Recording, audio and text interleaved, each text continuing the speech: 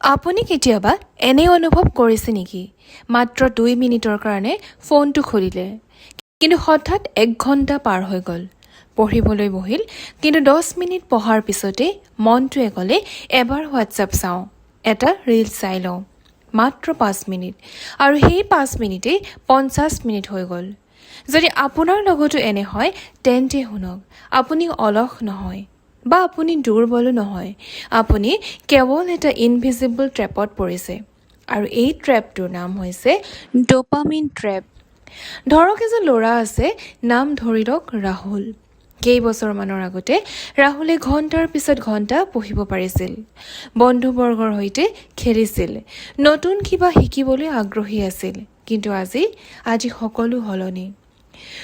ৰাতিপুৱা চকু মেলাৰ লগে লগে ফোন খোৱাৰ সময়ত ফোন পঢ়াৰ মাজত ফোন শুবলৈ যোৱাৰ আগত ফোন আৰু আটাইতকৈ আশ্চৰ্যৰ কথা ৰাহুলে ভাবিছে যে এইটো নৰ্মেল কিন্তু এইটো কেৱল ৰাহুলৰ কাহিনী নহয় এইটো আমাৰ প্ৰায় সকলোৰে কাহিনী ডোপামিন কি হয় বহুতে ভাবে ডোপামিন মানে হ্যাপিনেছ কেমিকেল কিন্তু সায়েন্সে কোৱা মতে ডোপামিন হৈছে ৰিৱাৰ্ড এণ্ড মটিভেশ্যন কেমিকেল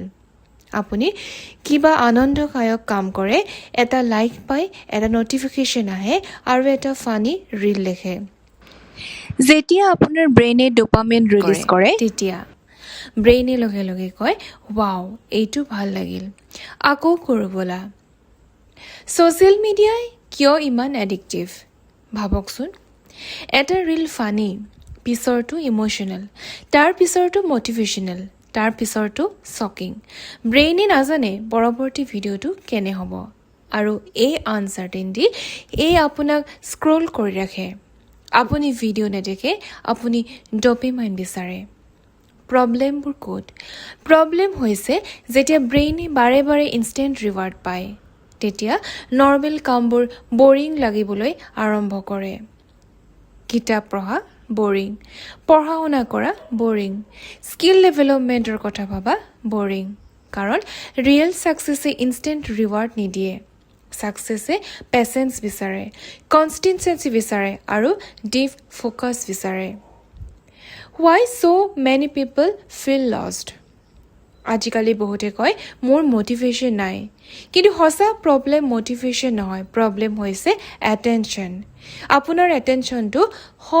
এপছে টানি লৈ গৈছে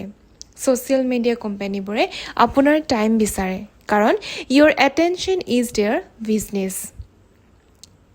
এটা এক্সপেৰিমেণ্ট কৰক ফোনটো চাইলেণ্ট মডত ৰাখক 30 মিনিটৰ বাবে দূৰত ৰাখক কোনো নটিফিকেশ্যন নাই কোনো স্ক্ৰলিং নাই তাৰপিছত পঢ়িবলৈ বা কাম কৰিবলৈ বহক কি হয় চাওক মনত এটা আৰ্জ আহিব ফোনটো এবাৰ চাওঁ এই আৰ্জটোৱে ডোপামিন এডিকশ্যনৰ signal how to escape the dopamine ট্ৰেপ